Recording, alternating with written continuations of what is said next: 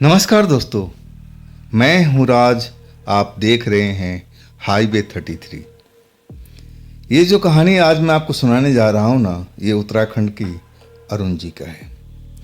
उनको एक आत्मा लड़की मिली थी जो उनको अमीर दोबारा से बना दिया था, और उसके बाद उनसे दोस्ती भी अच्छी खासी चल रही थी। वो आत्मा लड़की उनके घर में रहती थी और कभी कभी घर से गायब भी रहती थी। उसका कहना था कि मेरा भी पूरा परिवार है, मेरे मम्मी पापा विदेश में रहते हैं। और अरुण जो थे, अब उनका शादी भी हो चुका था। शादी के बाद अपनी पत्नी को उस घर में ला चुके थे। अब फिर वो जो मैडम थी, उनकी प्रेमिका, अब उस रात को उनको सोफे पे दिखी थी सोते हुए। अरुण घबरा गए थे कि कहीं मेरी पत्नी ने इस मैडम को देख लिया तब क्या होगा। और तभी उनका तबीयत बिगड़ने लगा, चक्कर आने लगा। और फिर उनकी पत्नी उनको हाथ पकड़ करके पलंग पर ले गई, और जब वो गिरे ना तो फिर उनको होश आया तो हॉस्पिटल में। ये थी पार्ट 3 की कहानी। अब जो अगला पार्ट 4 है, अब उसकी कहानी अब मैं शुरुआत करता हूँ। मैं अब अपने घर पर आ चुका था। मेरी माँ का कहना था, मेरी पत्नी का कहना था कि आप कोमा में चले गए थे, जैसा डॉक्टर बताए थे। अब मैं खुद महसूस कर रहा था कि मेरी लंबी लंबी दाढ़ी निकल आई थी। मतलब एक लंबा अरसा मुझे बेहोशी में गुजारना पड़ा है। तो आखिर मेरे साथ में हुआ क्या था? अब वो जो मेरी मैडम प्रेमिका थी, वो अब कहाँ है? अब वो मुझे तो दिखाई दे रही थी, अब मेरी पत्नी को क्यों नहीं नजर आ रही थी? ये कौन सा जादू था भाई? लेकिन मैं उन पर अब विश्वास भी तो नहीं कर रहा था। विश्वास था, उन्होंने मेरी मदद किया था। मुझे गरीब से अमीर बनाने का अब भरपूर प्रयत्न किया था। अब मैं अब उनकी जो ये काम का जो देखा था मैंने, मैं एक तरह से उपकार ही मानता था कि उन्होंने मुझ पर एक बहुत बड़ा उपकार किया था। अब मैं गलत नहीं समझ रहा था। अब मैं जानता था भी कि मैडम अब एक जीती जाती इंसान है। मैं ये नहीं जानता था कि मैडम कोई भूत प्रेत या कोई आत्मा है। अभी तक मैं उसी अंदाज से मैडम को देख रहा था कि वो हाड़ मांस की बनी हुई एक महिला है। लेकिन जब ये सब कहानी जब चलने लगी ना, जब मैं बीमार पड़ गया, मैं कोमा में चला गया, और जब मैडम मुझे दिखाई दे रही थी, मेरी पत्नी को नहीं दिखाई दे रही थी, और तब मुझे डाउट होने लगा कि ज़रूर दाल में कुछ काला है। काला नहीं, पूरी दाल ही काली है। अब मैं अपने घर पर था और मैं सोचने की कोशिश करता तो जो मेरी पत्नी थी वो कहती थी कि आप ज़्यादा दिमाग पर जोर मत लगाओ, डॉक्टरों ने बोला है। और मैं मुस्कुरा देता था कि हाँ, तुम ठीक कह रही हो। ज़्यादा सोचता हूँ ना तो मेरा सर फटने लगता है। लेकिन मुझे वो सब जानकारी लेनी भी थी। आखिर मेरे साथ में ये हुआ तो क्या हुआ? मैं बीमार कैसे पड़ा? मैं कोमे में कैसे चला गया? और आखिर उस मैडम जी का, प्रेमिका का रहस्य क्या था? क्या थी वो?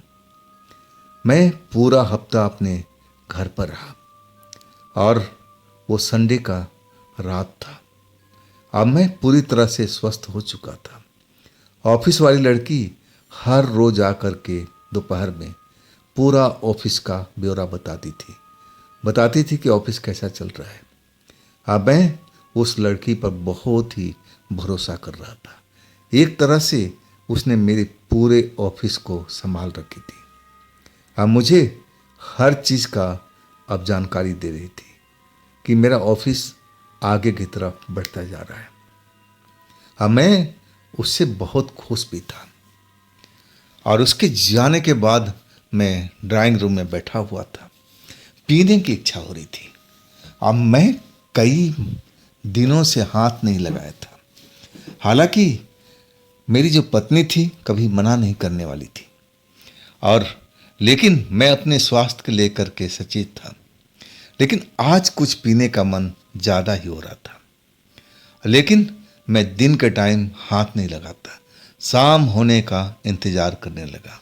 और आखिरकार शाम हुई तो ड्राइंग रूम में बोतल लेकर बैठ गया। मैं अपने पत्नी से बोला, कुछ चखने के लिए ले आओ।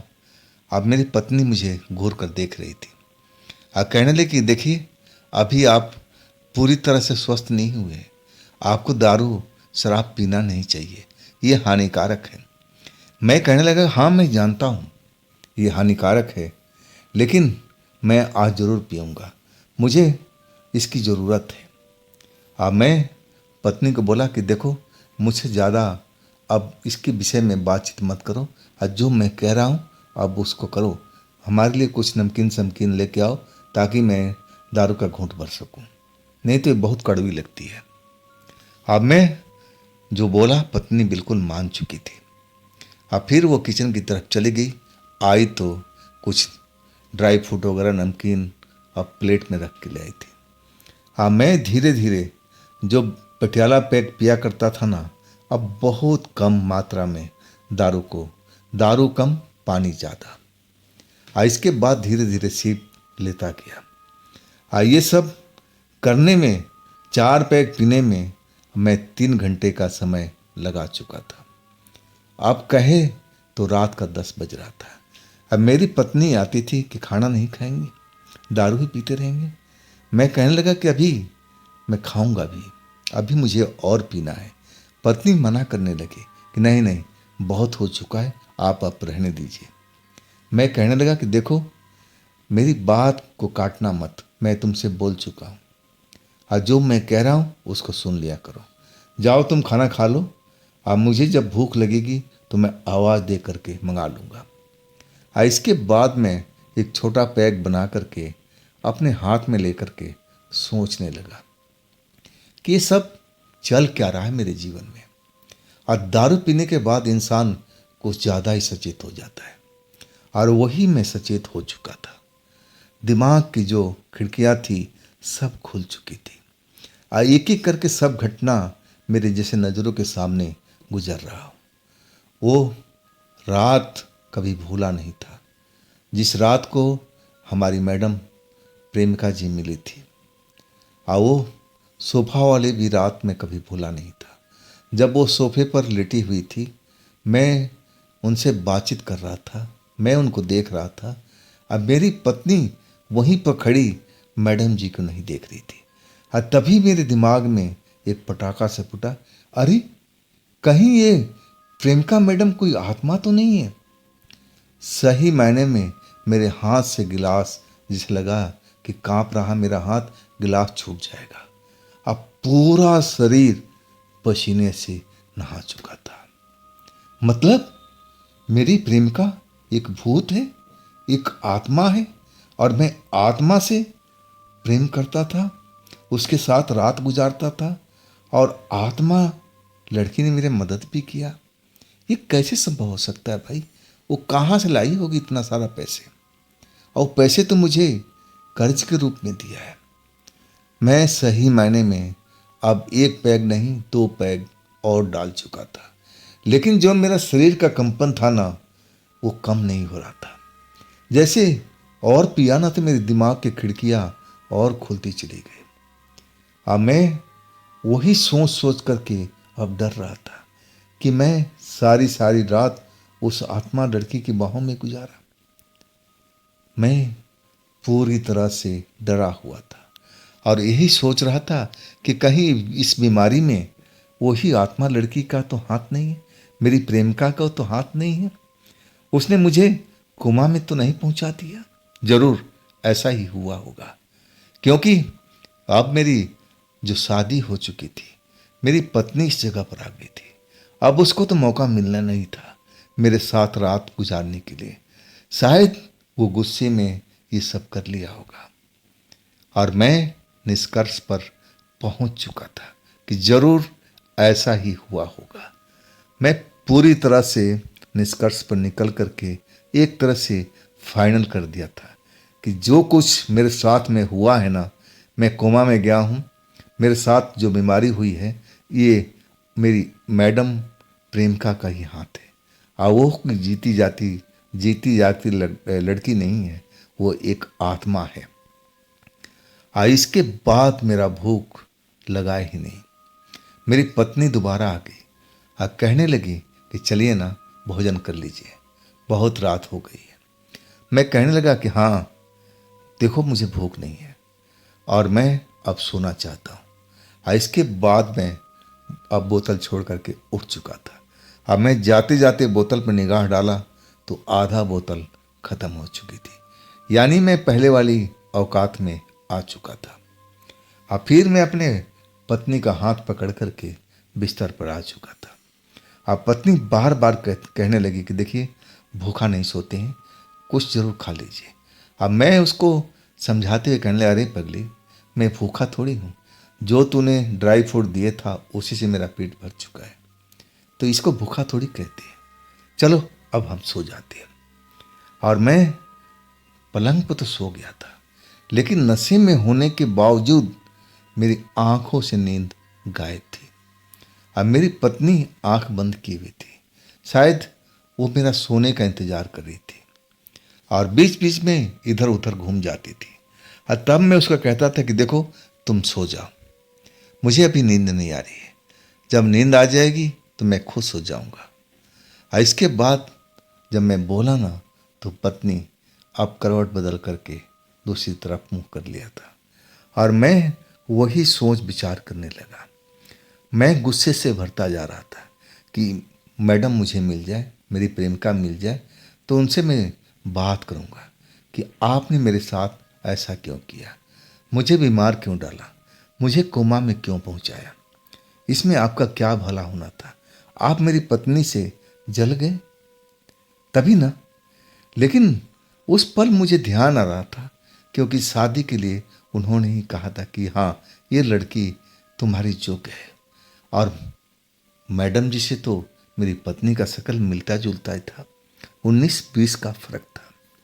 तो कभी कभी दिल करता था कि नहीं, ऐसा मेरी मैडम नहीं कर सकती। लेकिन जो हालात मुझे दिखा रहे थे ना, मैं मजबूर था अपनी बात मानने को कि जो कुछ हुआ है ये मैडम जी की हाथ से हुआ है। उन्होंने ही मेरे ऊपर वो बीमारी ला दी है जो मैं कोमे में चला गया था। अब मैं जाग रहा था, इसी विषय पर सोच रहा था। अब मैं सोच रहा था कि काश मैडम जी मुझे मिल जाए, मैं उनसे 2-4 बात करूंगा कि आखिर उन्होंने मेरे साथ में ऐसा क्यों किया।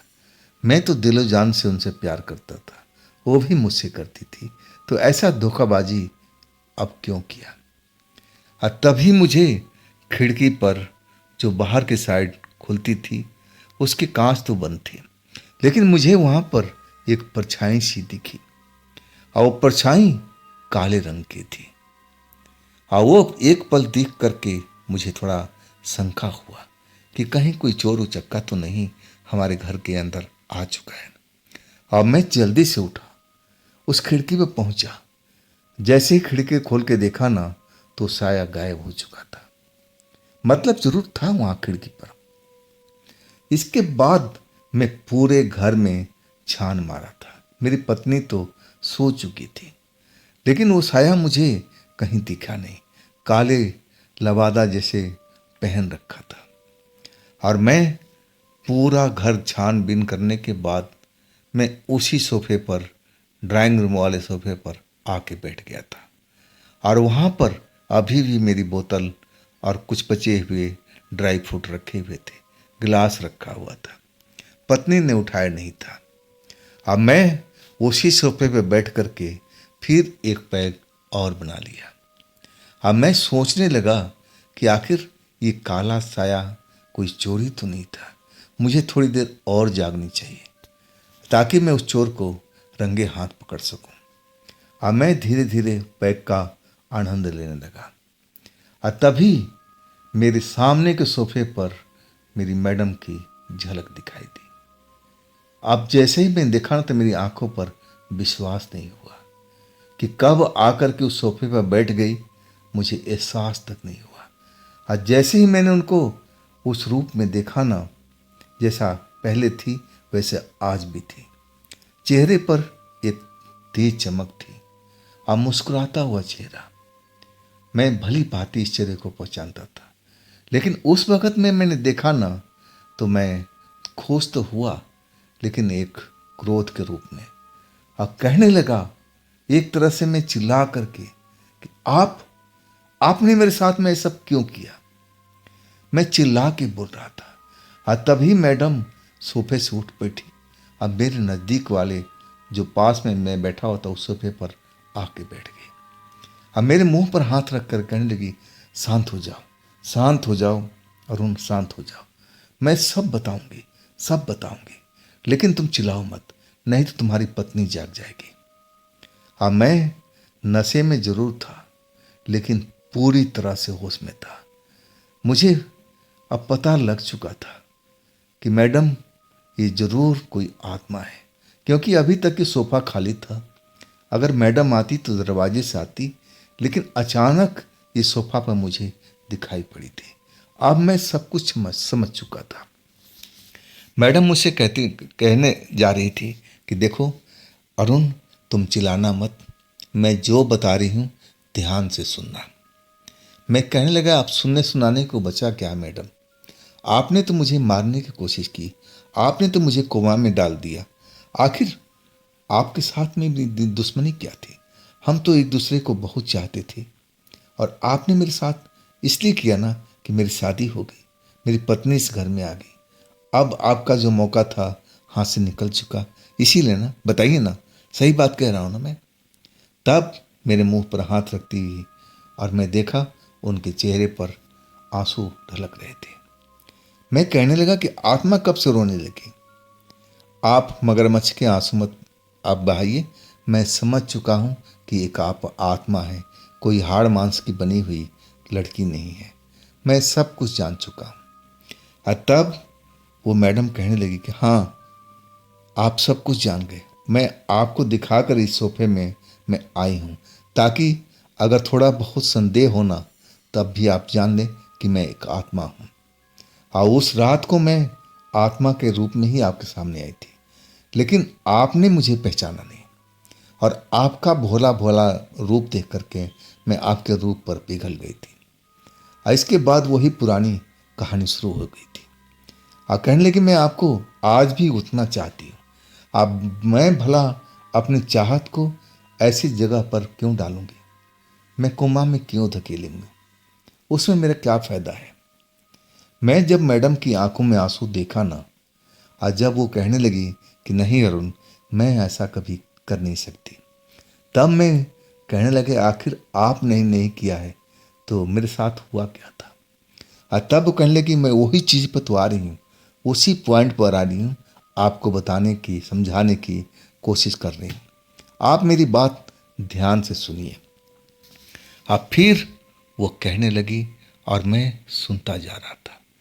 जैसे जैसे वो बात बोल रही थी, मेरे तन मदन में आग लग रहा था। और जब उनकी बात पूरी हुई ना, तो मैं पूरा गुस्से से भरा हुआ था। यानी ऐसा ऐसा उसने मेरे साथ में कर रही है अभी भी? तब वो कहने लगी, हाँ, अभी भी वो आपको मारने की कोशिश कर रही है। वो मर चुकी है, लेकिन आपकी आत्मा को वो ले जाने की फिराक में है। मैं दहल चुका था, सारा नशा उतर चुका था। मेरे बदन में ऐसा लग रहा था कि कपकपी ले रहा हूँ। जब मैडम ने, मेरी प्रेमिका मैडम ने जब वो बात बताई, वो बात ही ऐसी थी, विश्वास करने लायक नहीं थी। लेकिन मैडम वो झूठ नहीं बोल रही थी, वो सब कुछ सच बता रही थी। सच ये था कि जिस लड़की ने मुझे बर्बाद किया था, जो मेरा सब कुछ तबाह करके वो भाग चुकी थी, वो एक कार एक्सीडेंट में मारी गई थी। वो एक अब प्रेत बन चुकी थी, चुड़ैल बन चुकी थी। और आज भी जो कुछ मेरे साथ में हुआ है, वो सब उसी का हाथ था। वो मुझे मारकर मेरी आत्मा को अब लेके अपने साथ जाना चाहती है। अभी भी उसको लग रहा है कि अभी भी मैं कुछ उसको देने वाला हूँ। वो मेरे से कुछ छीनना चाहती है। अब मैं समझ चुका था कि क्या छीनना चाहती है। अब मेरी वो पत्नी को मुझसे छीनना चाहती है ताकि मैं मर जाऊं। अब मैं उसके साथ रहूं और मेरी पत्नी अब सदा के लिए अकेली हो जाए। यही तो उसकी मनसा थी। मैं जब सुना ना तो कांप गया था। मैं पूछने लगा कि सब कब हुआ था। तब आत्मा जो थी मैडम कहने लगी, ये तो बहुत पहले हो चुका था। कभी वो लड़की आपको नहीं मिली ना, ना आपको जानकारी मिली कि वो कहाँ है। आपने तो बहुत ढूंढने की कोशिश की, कभी मिली आपको? नहीं मिलती, क्योंकि वो उसको मरे हुए काफ़ी टाइम हो चुका है। इस शहर में नहीं, इस इलाके में नहीं, यहाँ से बहुत दूर जगह पर उसकी कार की एक्सीडेंट हुई थी। वो टैक्सी में जा रही थी और टैक्सी ही पूरा दुर्घटनाग्रस्त हो गई थी। और कमाल की बात था कि वो ड्राइवर बच गया था और वो उसी टैक्सी में मरी हुई पाई गई। और उसके बाद उसकी जो आत्मा है अब वो भटक रही। भटकते भटकते उसमें इतनी शक्ति आ चुकी है कि एक पावरफुल चुड़ैल बन चुकी है और वो आपको अपने साथ लेके जाना चाहती है और सब कुछ उसी का किया कराया है और आपको हमेशा ताक में रहती है। आज भी मैं देखी हूँ कि इस घर पर उसका साया मंडरा रहा है। क्या आपको नजर आई है काले साए के रूप में? मैं एकदम चौंक गया था, क्योंकि मुझे खिड़की पर वैसा ही एक साया दिखा था। और जब मैं भाग के गया ना तो साया मुझे दिखाई नहीं पड़ा और मैं समझा कि कोई चोर होगा, काला लवादा पहने। मैं पूरी तरह से कांप चुका था। अब मैं अपनी मैडम से, प्रेमिका मैडम से माफ़ी मांगने लगा कि देखिए, मुझसे बहुत बड़ी गलती हो गई, मैंने आपको गलत समझा। तब कहने लगी, आशीष, अरुण, मैं आपकी जगह होती ना तो मैं भी ऐसे ही सोचती। इसमें आपका कोई दोष नहीं है, ये तो नेचुरल सी बात है। फिर मैं हाथ जोड़ के कहने लगा कि आप बताइए मैं उससे कैसे बचूं, क्या उपाय है। तब कहने लगी कि देखो अरुण, मैं तुम्हारी हमेशा रक्षा करती हूँ, लेकिन मुझे भी कई बार इस जगह से जाना होता है और जब से तुम हॉस्पिटल में थे तब से मैं उस जगह पर चक्कर लगा रही थी।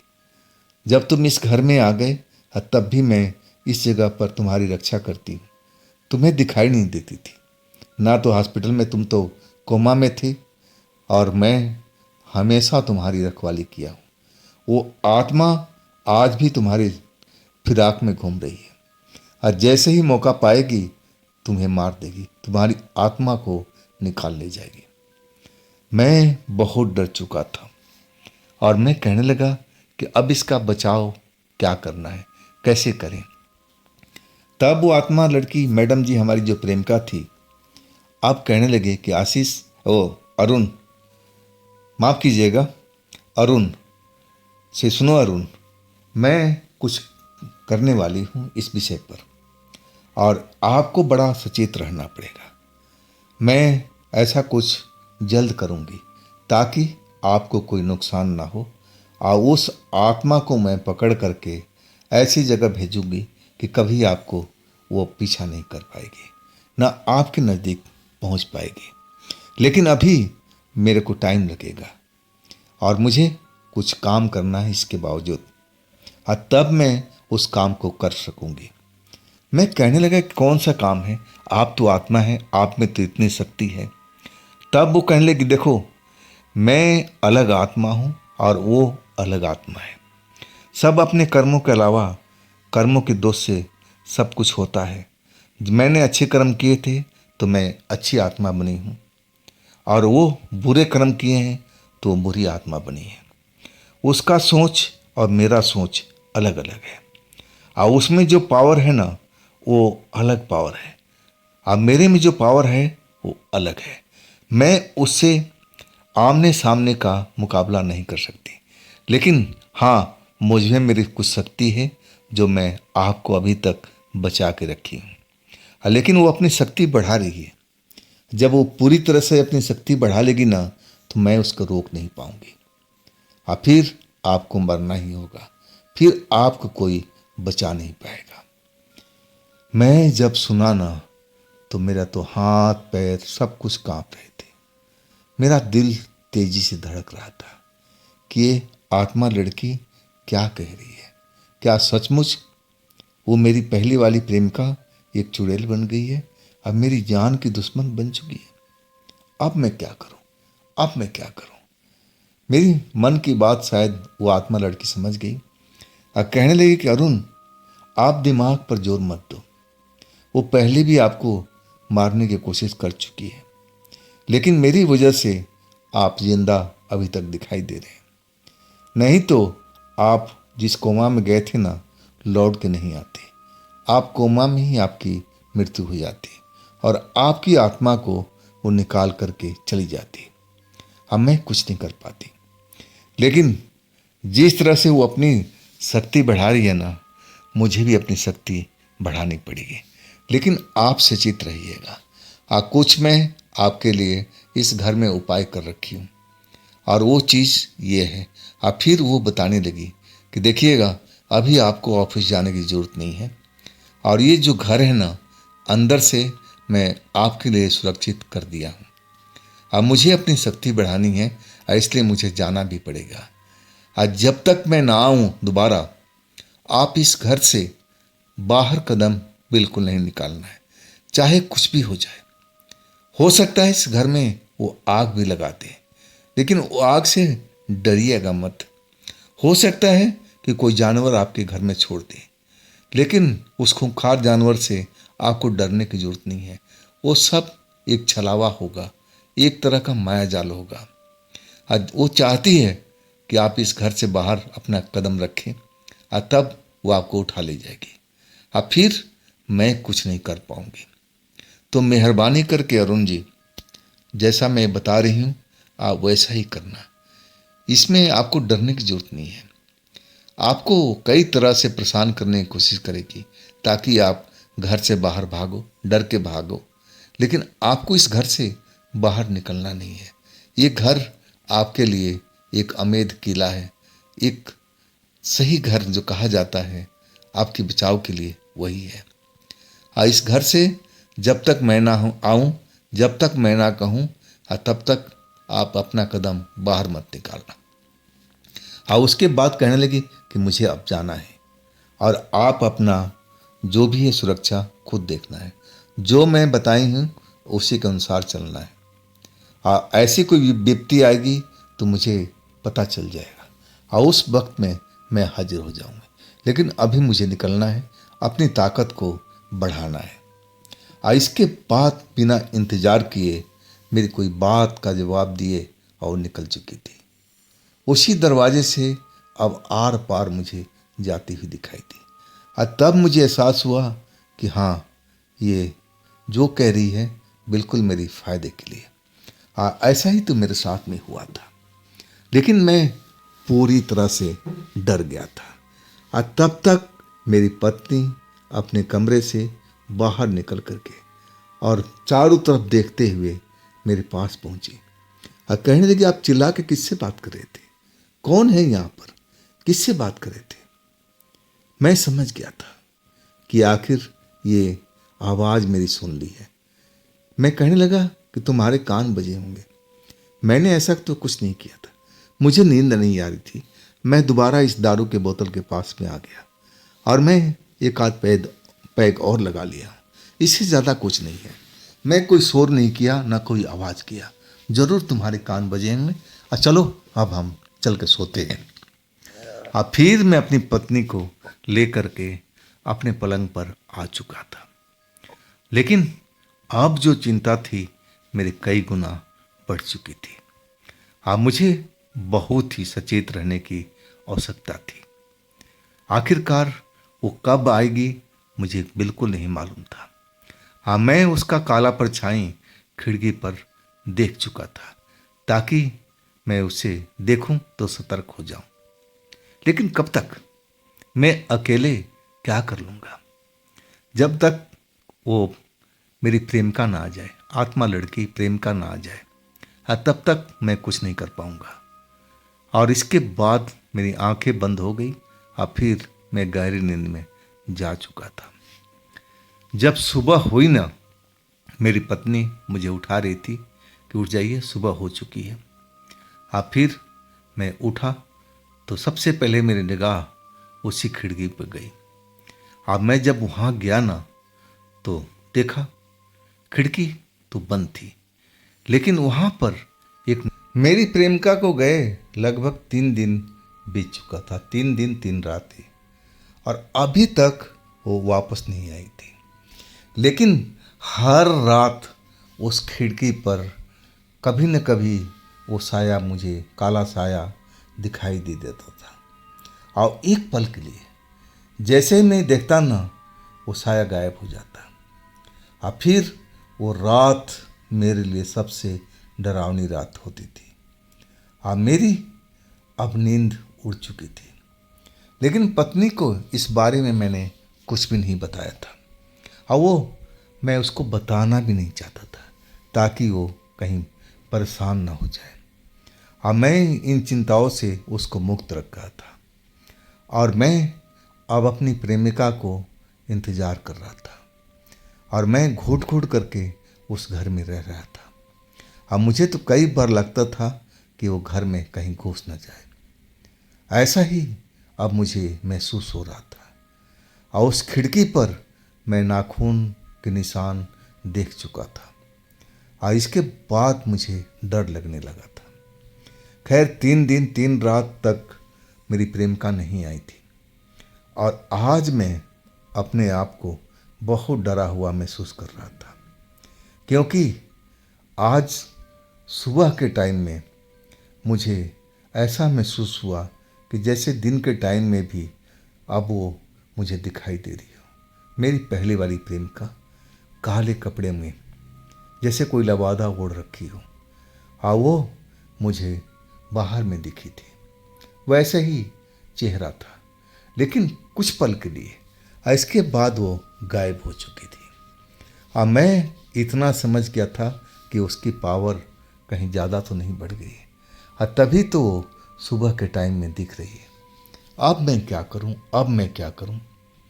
और मैं यही सोच विचार में लगा हुआ था। मैं चिंता में डूबा हुआ था। मेरी पत्नी मुझसे आकर पूछती थी कि आखिर आपको हुआ क्या है, आप ये चिंता से क्यों नहीं मुक्त रहते? बार बार अपना सर हाथ पर रख करके, आप सर पर हाथ रख करके क्या सोचते रहते हैं? डॉक्टर मना किया है ना कि ज़्यादा आप सोचिए विचारिए नहीं। तब मैं उसको समझाने लगा कि देखो, मैं सोचता नहीं हूँ, ये मेरी आदत बन चुका है। कभी कभी सर पर अपना हाथ फेरने लगता हूँ। अब इसको आप सोचना मत समझो, ऐसा मैं कुछ नहीं कर रहा हूँ। और तब पत्नी को विश्वास नहीं होता था, लेकिन वो मुझे आप कहती थी कि आप देखिए, आप बिल्कुल सोचा विचारा मत कीजिए। अब आपके पास कमी क्या है? सब कुछ भगवान ने तो आपको दे रखा है, तो किस बात का आप चिंता कर रहे हैं? मैं कहने लगा, कोई चिंता नहीं है, मुझे बस तुमसे प्यार है, और वही चीज़ को मैं चिंता कर रहा हूँ कि अगर मैं कहीं गुम हो गया तो तुम कैसी रहोगी। और तब मेरी पत्नी मेरे से आके लिपट जाती और कहने लगती कि मैं कैसे आपको गुम होने दूंगी, मैं तो हमेशा आपको अपने आंचल में बांध कर रखूंगी, आपको कहीं जाने नहीं दूंगी। और मैं अपनी पत्नी को, प्यार को समझ रहा था। हाँ, मुझे इंतज़ार था उस आत्मा प्रेमिका को कि कब आएगी, कब उसकी ताकत बड़ी होगी। इधर जो मेरी प्रेमिका थी पहली वाली, वो एक चुड़ैल के रूप में अब आ चुकी थी। मैं अब देख रहा था कि सुबह के टाइम भी वो नज़र आ रही है, मतलब उसका पावर अब बढ़ता जा रहा है। अब कुछ भी हो सकता है मेरे घर में। अब मैं बिल्कुल डरा हुआ था। खैर रात हो चुकी थी। मैं उसी सोफे पर अपना डर को भुलाने की कोशिश कर रहा था। बोतल खोल रखी थी, और मैं 3 पैग कभी का लगा चुका था, लेकिन नशा आज चढ़ नहीं रहा था। मैं सोच रहा था कि नशा क्यों नहीं हो रहा है। अगर मैं नशे में आ जाऊंगा तो सब गम को भूल जाऊंगा। लेकिन ऐसा मैं कर नहीं पा रहा था। और तभी मेरी प्रेमिका ने आवाज़ दिया, मेरी पत्नी ने मुझे आवाज़ दिया, अरुण अरुण, देखना यहाँ खिड़की पर कोई खड़ा है। जब मैं ये बात सुना ना तो मैं दौड़ करके अपने बेडरूम में पहुंच गया। आज जिधर मेरी पत्नी इशारा कर रही थी ना तो मैं देखा तो वही थी। चेहरा ढका हुआ था और वही खड़ी थी, काला लवादा ओढ़े हुए, और उसके हाथ के जो उंगलियों में अब लंबे लंबे नाखून जैसे मुझे दिख रहे थे। और मैं जब उसको देखा ना तो बुरी तरह से डर चुका था, कांप गया था। हाँ, मेरी पत्नी मुझे नहीं देख रही थी, उसको देख रही थी। ये कौन हो सकता है जी? कोई भिखारी है या कोई चोर तो नहीं है? हाँ, तब मैं थोड़ा सा चेत हुआ। मैं कहने लगा, हाँ हाँ, जैसा तुम सोच रही हो ना, कोई भिखारी होगा। खैर जाने दो, अपने आप चला जाएगा। तब मेरी पत्नी कहने की, अगर चोर हुआ तो? नहीं कि आप हमारे घर में ऐसा क्या है जो चुरा के ले जाएगा? सब नॉर्मल सा सामान है और इसमें क्या करेगा चुरा करके? आओ मेरे साथ ही आओ। मैं जब उसको देखा ना तो वापस वो जा रही थी। हाँ, मैं वही पल था, मैं अपनी पत्नी को हाथ पकड़ करके ड्राइंग रूम में, जहाँ पर मैं बैठ कर दारू पी रहा था, अपनी पत्नी को लेकर के आ गया। हाँ, कहने लगा, मेरे बगल में बैठो, यहाँ बैठो, मुझे अच्छा लगेगा। पत्नी भी खुश थी कि आज अब मेरे नज़दीक बैठ कर के दारू पी रहे हैं। और वो मुझे मना भी कर रही थी, देखिए आप बहुत पी चुके हैं, अब रहने दीजिए, कल पी लेना आप। मैं कहने लगा कि अभी पिया कहाँ हूँ, अभी तो 2-3 पैग ही लिया, अब पूरा बोतल देखो खाली अभी ऐसी भरा पड़ा है। मैं थोड़ा सा लूँगा, इसके बाद मैं खुद बंद कर दूँगा। मुझे डर लग रहा था, मुझे कोई अनिष्ट की आशंका हो रही थी। अब मैं एक पैग पटियाला लिया, लेकिन किसी काम का नहीं लग रहा था। जैसे लग रहा था कि मैं पानी पी रहा हूँ, नशा ही नहीं हो रहा था।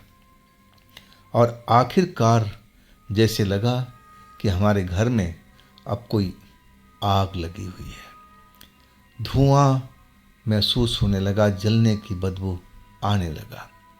और जैसी बदबू आया ना तो मैं जान चुका था कि जो मेरी प्रेमिका बोली थी ऐसा ही मेरे घर में अब हो रहा है।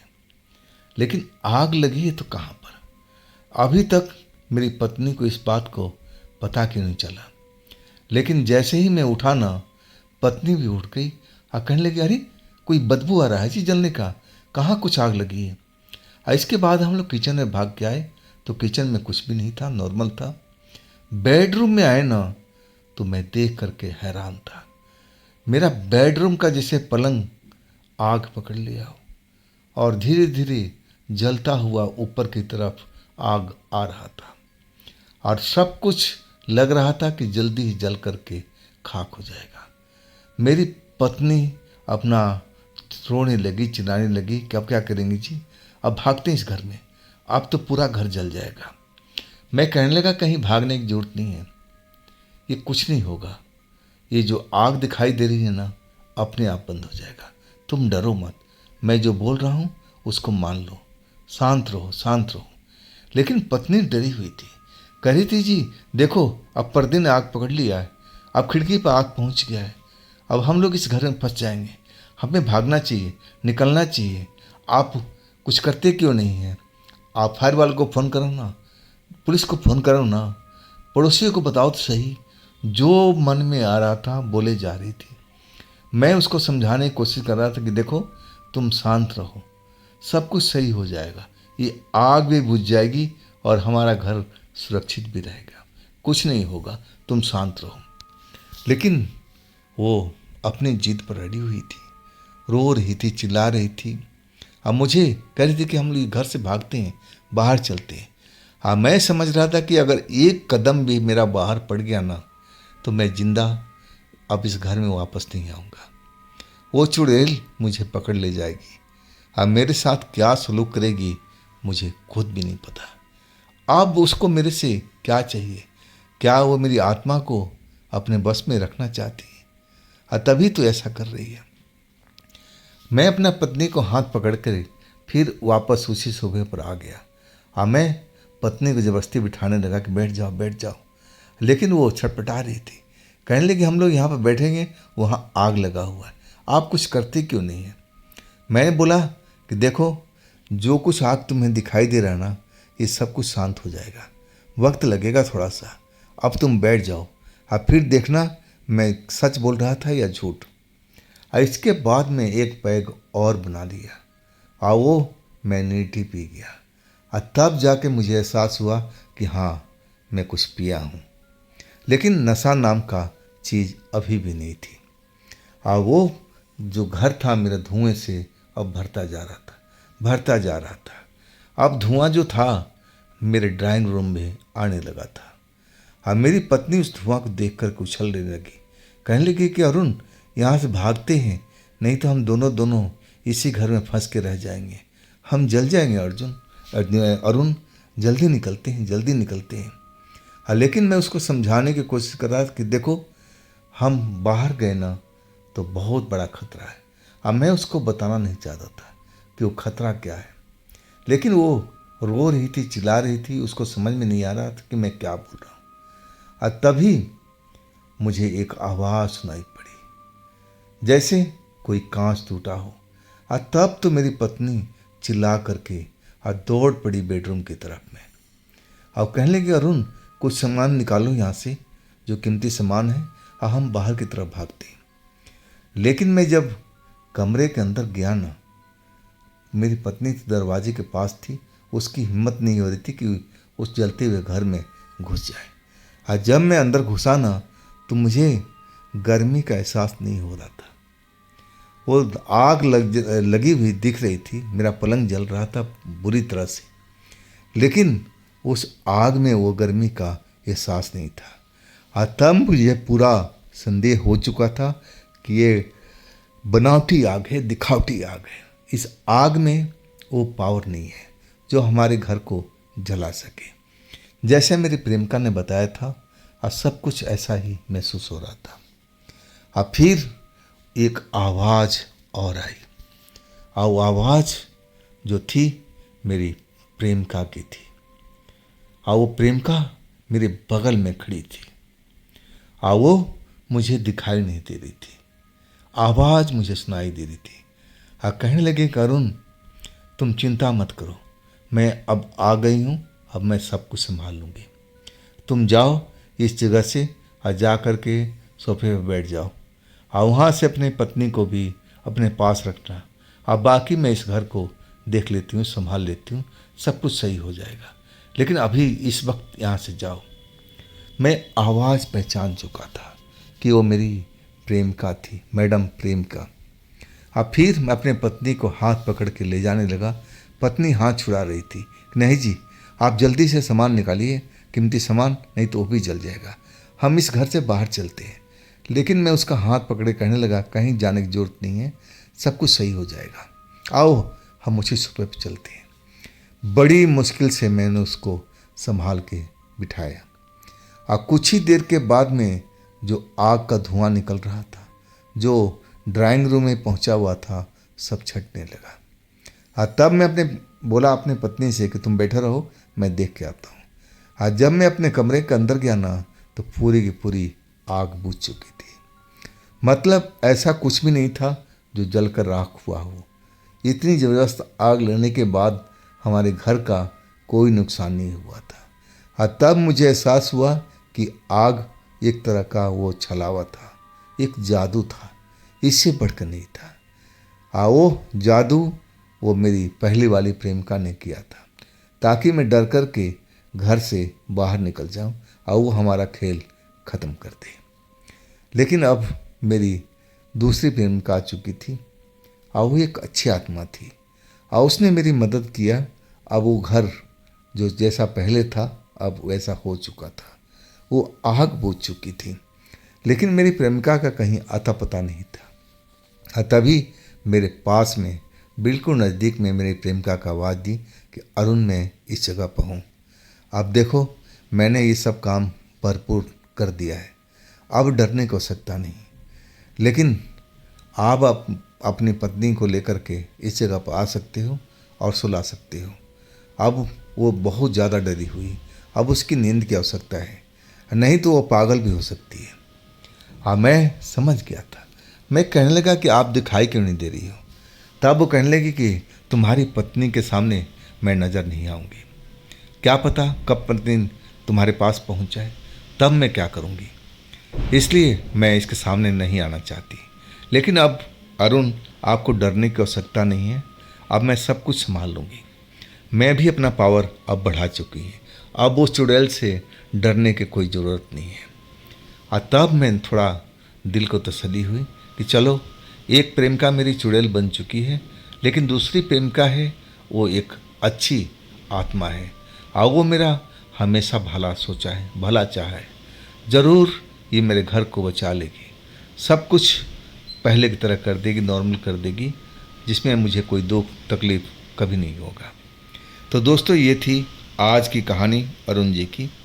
ये कहानी आपको कैसी लगी आप कमेंट में ज़रूर बताइएगा। और दोस्तों, ये भी चैनल आप ही का है, तो इसको भी अपना प्यार जरूर दीजिएगा, लाइक कीजिएगा, सब्सक्राइब कीजिएगा, शेयर कीजिएगा। और फिर हम मिलते हैं अब अरुण जी का एक पार्ट लेकर के, लेकिन इसमें एक आध दिन का टाइम ज़रूर लगेगा। थोड़ा सा इंतज़ार आप लोग को करना पड़ेगा।